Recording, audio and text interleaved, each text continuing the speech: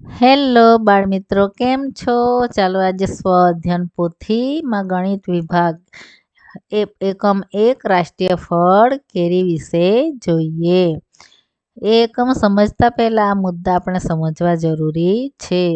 તો ધ્યાનથી સમજી લઈએ બાળમિત્રો. 100 બરાબર 1000, 100,000 બરાબર 1 લાખ, 100 લાખ બરાબર 1 કરોડ, 1 કિલોમીટર બરાબર 1000 મીટર, 1 કિલોગ્રામ બરાબર 1000 ગ્રામ અને 1 ટન બરાબર 1000 કિલોગ્રામ.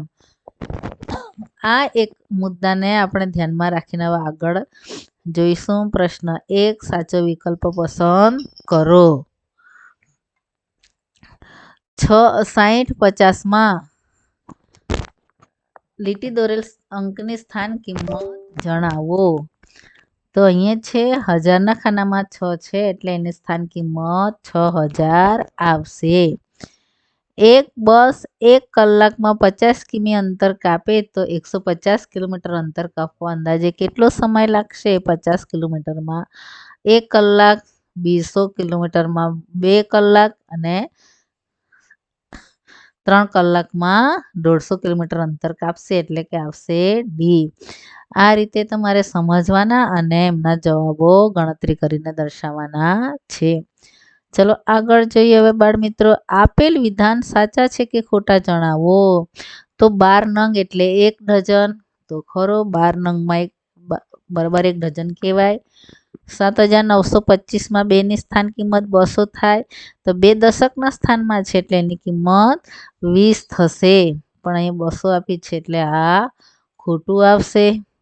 1 કિલોગ્રામ તોતાપુરીની કિંમત 50 છે તો 3 કિલોગ્રામ તોતાપુરીની કિંમત 125 થાય. 125 ના થાય ને, 150 થાય એટલે આ વિધાન પણ ખોટું છે. 2 ટન એટલે 2000 કિલોગ્રામ. 2 ટન એટલે 2000 કિલોગ્રામ. તો આ ખરું છે. 100 રૂપિયાનો ચોથો ભાગ 1/4 બરાબર 25 રૂપિયા થાય. આ પણ 25 રૂપિયા થાય. હવે આ રીતે ખાલી જગ્યા તમારે પૂરવાની છે. 10 લાખની સંખ્યામાં 06 આવે અને શબ્દોમાં લખવાનું છે 5 ડઝન કેળાના કેટલા આપણે આગળ શીખી ગયા. 1 ડઝનના 12 તો 12 × 5 = 60. ચાલો હવે કોષ્ટકના આધારે ગણતરી કરો. આ દાખલા ગણવાના છે. તો કોઠા આપણે સમજી લઈએ. કેરી, તો કેરીની જાત છે કેસર, બદામ, તોતાપુરી, કેરીનો રસ અને લંગડો કેરી. અને ભાવ પણ આપેલા છે 150, 80, 60, 120 અને 150. કોઠાના અનુસંધાને આપણે હવે આગળના દાખલા જોઈશું. ચાલો બાળ મિત્રો, દાખલા છે 1. ખ્યાતિબેને 3 કિલોગ્રામ કેસર કેરી ખરીદી અને 500 રૂપિયાની નોટ આપી તો તેમને પાછા કેટલા રૂપિયા મળશે? તો 1 કિલોગ્રામ કેસરની કિંમત 150 રૂપિયા છે. તો 3 કિલોગ્રામ કેસરની કિંમત કેટલી થાય? 150 × 3 450 થાય. જો અહીંયા છે ગુણાકાર મેં કર્યો 3 0 3 3 5 15 વધી 1 3 × 3 ને 1 4 એટલે 450. હવે ખ્યાતિબેને તો 500ની નોટ આપી છે એટલે 500 રૂપિયા આપી ઓછા 450 કરીએ તો ખ્યાતિબેન પાસે હવે 50 રૂપિયા પાછા વધે એટલે કે દુકાનવાળા આપશે. દાખલા નંબર 2 છે 1 કિલોગ્રામ કેરીના રસની કિંમતમાં કેટલા કિલોગ્રામ તોતાપુરી કેરી મળશે? તો 1 કિલોગ્રામ કેરીનો રસ 120 રૂપિયા છે. તો 1 કિલોગ્રામ તોતાપુરીની કિંમત 60 રૂપિયા છે એટલે કે 120 / 60 કરીએ. 0 ઉડી જાય. 12 × 6 અહીંયા પણ ઉડી શકે પણ મેં હજુ છૂટા પાડ્યા. 2 × 6 અને 6 નીચેના 6 6 ઉડી ગયા એટલે 2 રહ્યા. તો 2 કિલોગ્રામ અથવા 120 / 60 કરીએ તો 2 કિલોગ્રામ. 60 × 2 = 120. આ રીતે પણ કરી શકાય તો 2 કિલોગ્રામ તોતાપુરી મળે. હવે જયેશભાઈ 1 કિલોગ્રામ કેસર કેરી, 1 કિલોગ્રામ કેરીનો રસ અને 2 કિલોગ્રામ બદામ કેરી ખરીદે છે તો તેમને કુલ કેટલા રૂપિયા ચૂકવવા પડે? તો આ બધા કેરીના ભાવનો સરવાળો કરીએ તો 430 રૂપિયા ચૂકવવા પડે. અંકુરભાઈ, ચોથો દાખલો. અંકુરભાઈ પાસે 200 રૂપિયા છે તો કઈ કઈ કેરી ખરીદી શકશે? જો 150 રૂપિયાની કેસર છે ને 50નો લંગડો છે તો 200 રૂપિયામાં ખરીદે, અથવા 50 રૂપિયાનો લંગડો, 80 રૂપિયાના બદામ ને 60 રૂપિયાની તોતાપુરી, તો 190 રૂપિયા આ પણ ખરીદી કરી શકે. હવે પાંચમો દાખલો જોઈએ.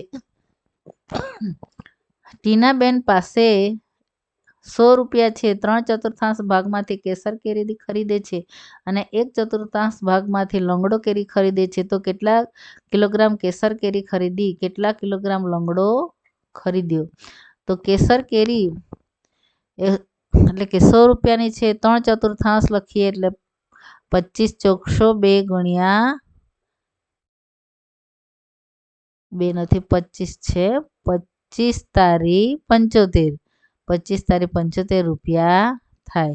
હવે કેસરનો ભાવ 150 રૂપિયા છે તો 500 ગ્રામ કેસર ખરીદે. કેસરનો ભાવ 150 રૂપિયા છે તો એ 75 રૂપિયાના 500 ગ્રામ કેરી ખરીદે ને લંગડો 100 ગુણ્યા 1/4 ભાગ ખરીદે, 25 ચોકસો 25 એકા 25 એટલે 25 રૂપિયા. 25 રૂપિયાનો લંગડો, પણ કેટલી લંગડો ખરીદે? તો 50 રૂપિયા કિલોના છે તો એ પણ 500 ગ્રામ ખરીદે છે. એટલે કેસર અને લંગડો બંને 500 ગ્રામ ખરીદે. કોમલબેન 1/4 કિલોગ્રામ બદામ કેરી, 3/4 કેરીનો રસ ને 1/2 તોતાપુરી ખરીદે છે, તો તેમને કેટલા રૂપિયા ચૂકવવા પડે? તો બદામ 80 રૂપિયાની છે, 1/4 ચોથો ભાગ ખરીદે છે એટલે કે 20 ગુણ્યા 1 એટલે કે 20 રૂપિયાની બદામ કેરી. કેરીનો રસ 120 રૂપિયા છે એટલે 3/4 ભાગ એટલે એનો 30 ચોક 120, 30 ગુણ્યા 3 33 તારી 90 રૂપિયાનો રસ. તોતાપુરીની કિંમત 60 રૂપિયા છે એટલે 60નો 1/2 ભાગ, 30 દુ 60 એટલે કે 30 રૂપિયા, 30 ગુણ્યા 1 30 રૂપિયાની એ તોતાપુરી. હવે ત્રણેયનો સરવાળો કરીએ તો 20 ની બદામ, 90નો રસ ને 30નો તોતાપુરી, તો કુલ 140 રૂપિયા કોમલબેનને આપવા પડે. સાતમો છે નિકુંજભાઈ પાસે 300 રૂપિયા છે તો તે કેટલા કિલોગ્રામ કેસર અને કેટલા કિલોગ્રામ લંગડો ખરીદી શકે? તો કેસર કેરીનો ભાવ 150 છે એટલે 1 ગુણ્યા 1 કિલો લઈએ તો 150 રૂપિયા આવે. લંગડાનો ભાવ 50 રૂપિયા છે એટલે લંગડો કેરી 3 કિલો લઈએ તો 150 રૂપિયાની થાય. 3 ગુણ્યા 150 આ રીતે 300 રૂપિયા.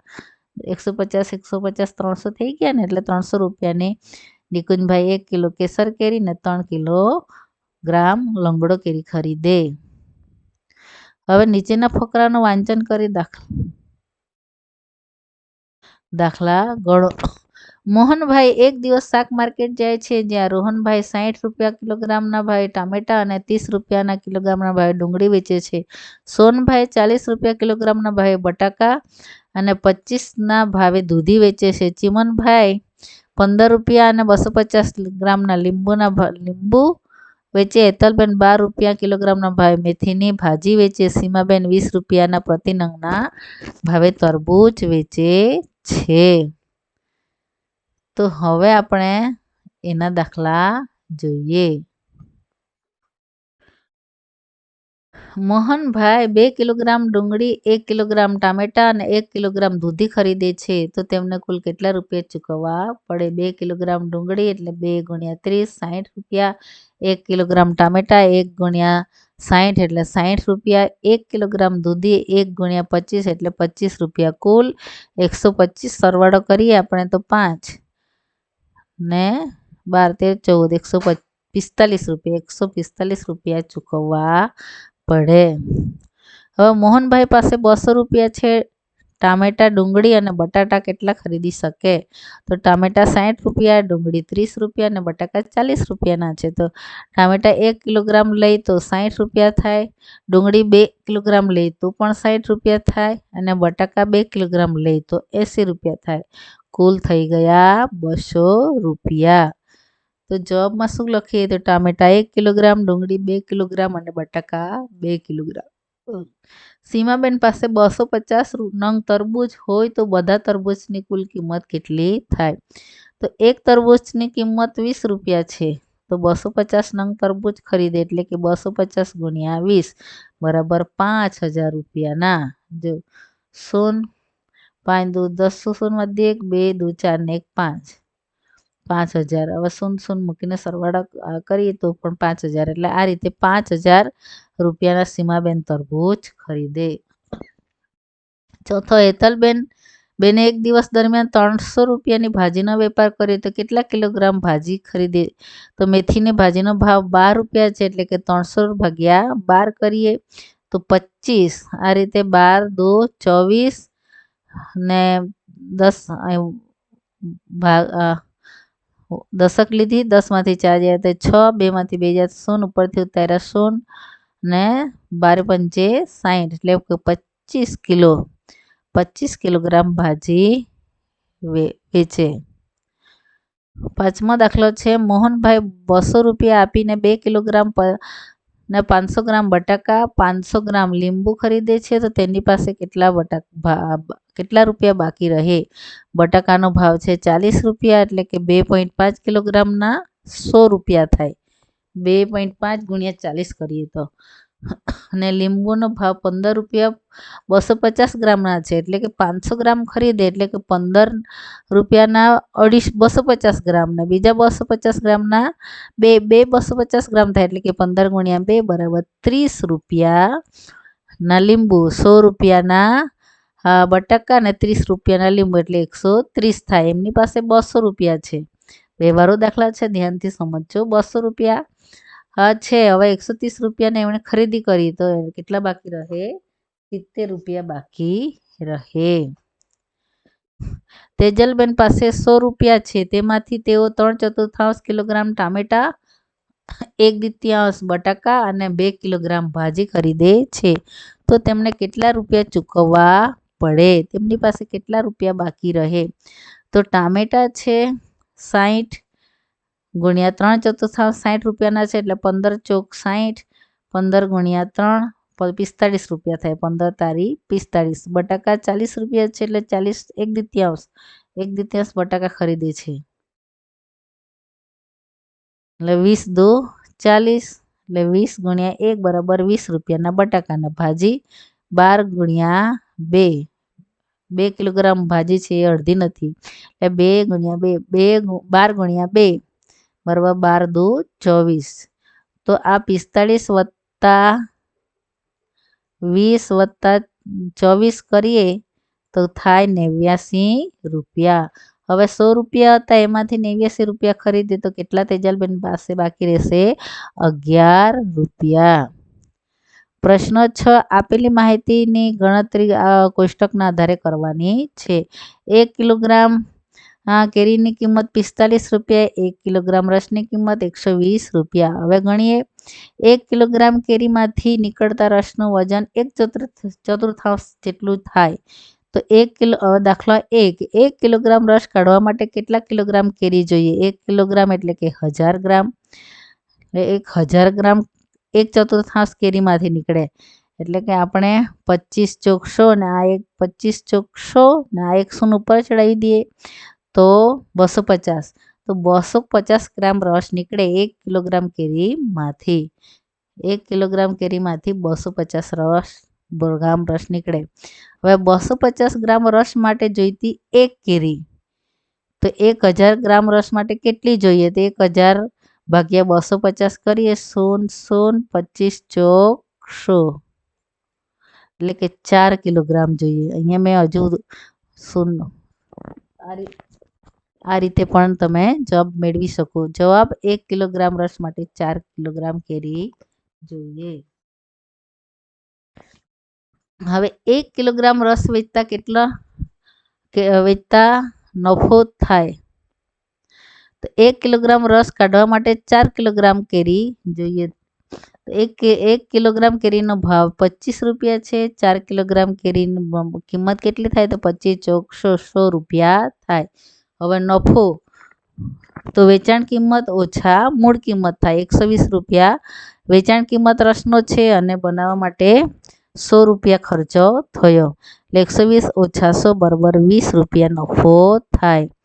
એક મહિનામાં એક મહિનામાં ત્રીજો દાખલો, એક મહિનામાં 1000 કિલોગ્રામ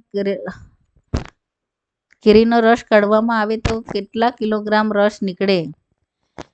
તે રસનું વેચાણ કરવાથી કેટલો નફો થાય? તો 1 કિલોગ્રામ રસમાંથી 1/4 ભાગનો રસ નીકળે છે. એટલે કે 1000 કિલોગ્રામ કેરીમાંથી નીકળતો રસ 250 કિલોગ્રામ.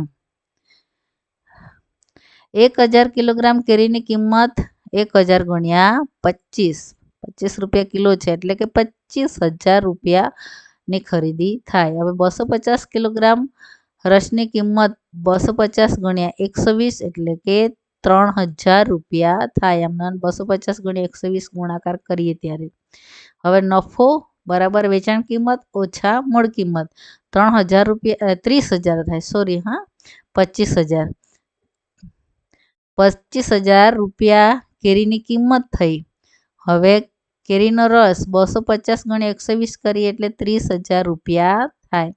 હવે નફો બરાબર વેચાણ કિંમત ઓછા મૂળ કિંમત 30,000 રૂપિયા ઓછા 25,000 રૂપિયા બરાબર 5,000 રૂપિયાનો નફો થાય. થેન્ક યુ બાળ મિત્રો. વિડીયો જોવા બદલ ખૂબ ખૂબ આભાર. Thank you.